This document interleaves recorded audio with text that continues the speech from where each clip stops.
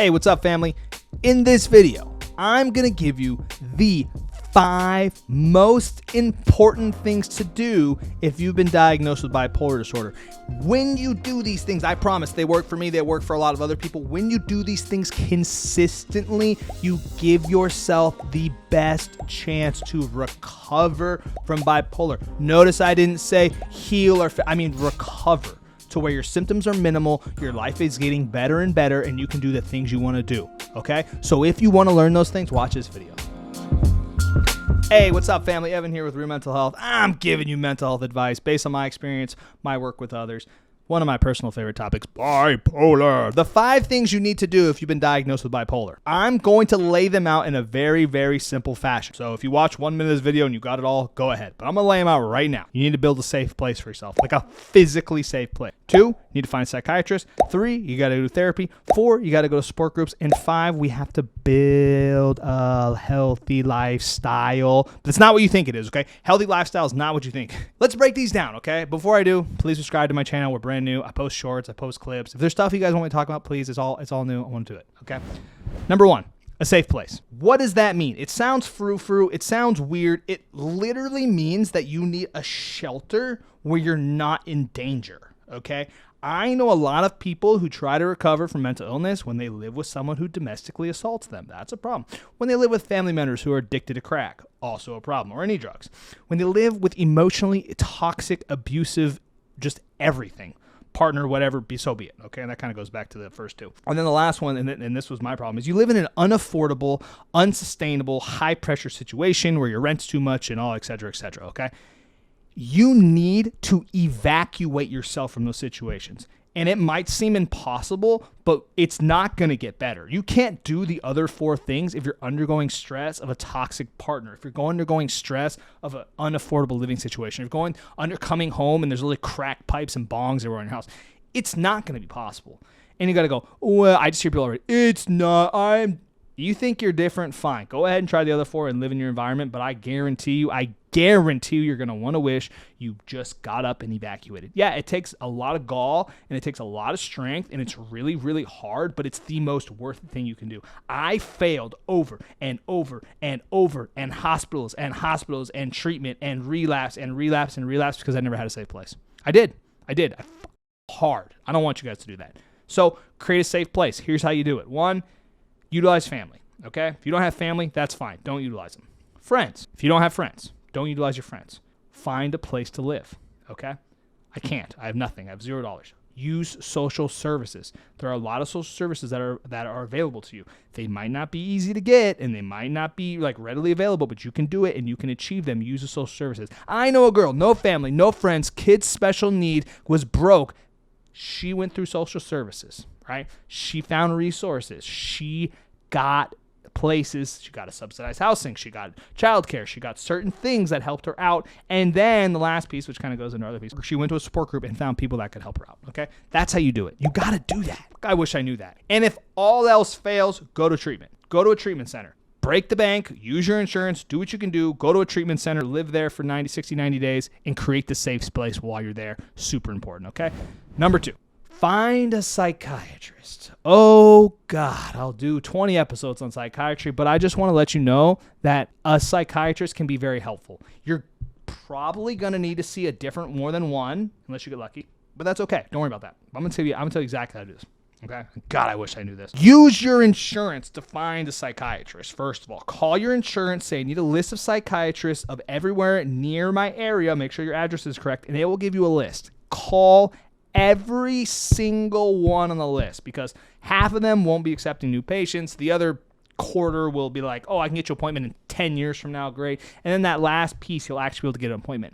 You will not get an appointment it usually takes 4 to 6 weeks to get an appointment. Okay. Well, I need meds now. You might not need meds now, but I will tell you how to get meds if you need them right now. Just be prepared for that, okay? People think they're going to call their psychiatrist and they go, yeah, here, he'll call you back in 20 minutes. It's literally never like that. They're overworked. They're overstressed. They're super, super busy. It's very hard to get, especially now, which is sad. It takes a long time, okay? It takes time to get there. You can do it. Do it. Schedule. If you have money, you can pay out of pocket and get an appointment right away. It can be extremely expensive. I paid up to $400 an hour for one. crazy. If you need something now, you have emergency needs, you're literally got the gun in your mouth, you're literally about to do something horrible, go to the ER. The ER can help you. They can give you psych meds. They don't have access to all the psych meds, and the doctors aren't psychiatrists, so it's limited, but it can really help you right away. If you're somewhere in between, they have what are called walk-in clinics. Look them up. Psychiatric walk-in clinics in my area. I wish I knew these existed. You can literally walk in. You might have to wait. I recommend going right when it opens. You might have to wait a long time, but you can see a psychiatrist that day, even if you don't have insurance. I know actually a few places that will take you only if you don't have. Okay, but look at those walk-in clinics if you're somewhere in between. Schedule an appointment. Wait. If you need something now, ER. If you need something in between. If you need something in between, what do you do? What do you do? You remember? You walk in clinic. Number 3. Therapies. Talk therapy is important, okay? I'm not going to sit here and lecture you on the needs of talk therapy. If you have bipolar, one of the tips and tricks is to go to a talk therapist, because there's damage, okay? There's damage under the skin. There's damage for everyone, and people have bipolar, we just have a little bit extra damage. Now, the way the therapist works is very similar to the psychiatrist. Is call your insurance. Get a list of all the therapists in your area. Start calling them. Schedule 3 to 4 appointments. Not all on the same day, obviously. Schedule 3 to 4 appointments. First of all, your insurance will allow you to do so, right? You might have to pay copays, but your insurance will allow you to schedule multiple appointments because you need to test these people out, because a lot of therapists you're just not going to mesh with. Be ready when you go to therapy first time for an overload of emotions. They're going to ask you your whole story, your whole history, your whole family legacy, blah, blah, blah. It's okay. Just go back. You need to go at least twice to figure out if you like a therapist. Unless you get really bad vibes the first time, but you need to go at least twice, okay? Go twice to the same therapist. Try it out. If you don't like them, go to the next one. You will find one that you like, and you will find one helpful. You don't have to do it forever, right? You don't have to do it forever, but you need to try. You need to get started. You need to get some tools, and you start building your tools, okay? So there's our first 3. Our fourth one is support group. And I'm going to go down on this recording right now and say, the only people who successfully, fully recover from mental illness participate in support groups. I will debate anyone who thinks the opposite, because they're idiots. We all need support, but we need, especially with mental illness, peer support. That's why I made the show. This is peer support. This is me offering you advice from someone who done it, who dons that, okay? A support group is the only place you're going to find people, especially when you're bipolar, that understand what you're going through. Okay, at a support group. This is a true story. You can walk in. This is man, I feel like killing myself today. Me too. Dude, I get it. I've been there before. Hey, you know what helped me when I was like that? Whoa. That's the answer I got from people. I felt so welcome. I felt so at home. I felt so just utterly not like a piece of shit. Whereas I tell someone else, I'm going to kill myself. Oh my God, should I call the cops? Oh my God. We get you. I get you. All right? We are in this together. Go to the support group. Talk openly. And I'll talk openly. And be honest. You'll get help. I promise. It's the best thing I've done for myself. And I participate heavily. It doesn't have to be 12-step. Doesn't have to be anything specific. But it needs to be like around mental illness. Don't go to a freaking Codependence Anonymous meeting talking about bipolar. Like go to like a mental illness area where people who have mental illness go. Now, I'll help you guys. You can find them. NAMI links are in below. There's also DBSA. There's plenty of other resources online, which I think is awesome. What we do with support groups, same thing as therapy, same thing, psychiatry. Go to a couple, experiment. Like I've gone to one, it's just me and a bunch of old ladies. Not really my vibe. I've been to a bunch, but I found ones that I really like, and I just go to those consistently, and it's awesome. And now I help people, they help me. You got to do a support group, okay? You got to support group. Then the last piece, all right? Building a healthy lifestyle. If you stayed this part of the video, you're awesome. You get a free bonus. A brand new car. No, I'm just kidding. I'm not Mr. Beast. Can't give away cars. Anyways, the healthy lifestyle piece. People start with that one. What a bunch of crap. Don't start with healthy lifestyle. If you're freaking unstable, you want to kill yourself, you're going ups and downs, you have a new diet, you're not going to build a healthy lifestyle. It's just impossible. What you do, you get the safe place, you do the psychiatry therapist, right, et cetera, et cetera. How we build a healthy lifestyle is the things I listed before, right? Psychiatry, therapy, support. We need to build our routine around those.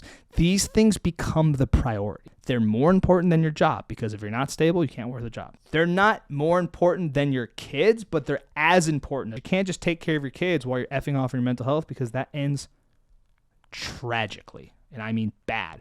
They're as important. If you're taking your kid to daycare, you got to take yourself to daycare. Go to therapy, okay? If you're taking your kid to school, you got to go to school, right? You got to do these things.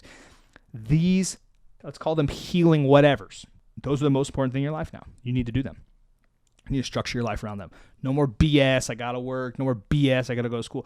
That's all a bunch of crap, because all of those things will fall down if you're not stable. Your entire life will be obliterated by your mental illness. This is a warning. This is a warning. This is a warning. Pay attention to this. I did this. I destroyed my life, okay, because I didn't prioritize these things. Create your routine around those.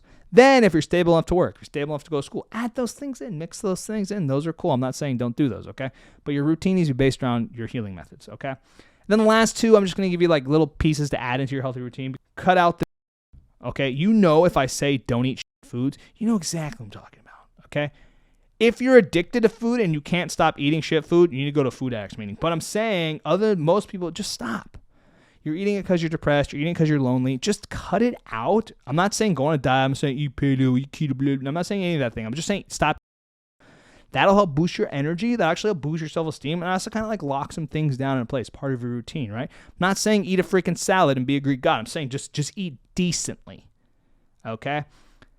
And the last piece, the last kind of icing on the cake is take 2 minutes, 5 minutes, 10 minutes, sit down in a quiet place, in your safe place, close your eyes, and just relax.